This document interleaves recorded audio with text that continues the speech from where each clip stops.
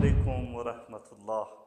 علامہ اقبال کی اس خوبصورت شعر سے آج اپنے ولاگ کا آغاز کرتا ہوں کہ ستاروں سے آگے جہاں اور بھی ہے، ابھی عشق کے امتحان اور بھی ہے۔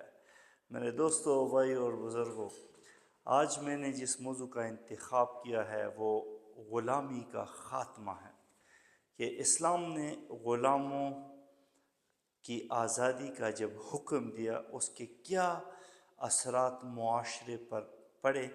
یہ تاریخ، احادیث اور فقہی اصولوں کے گہرے مطالعے سے آپ اس تمام چیز کو سمجھ سکتے ہیں۔ اسلام نے غلامی کے خاتمے کے لیے جو بنیادی اور انقلابی اقدامات اٹھائے تھے وہ آج بھی تاریخ کا ایک اہم حصہ ہے، اور دیگر معاشروں کے مقابلے میں بہت زیادہ انسانی بنیادوں پر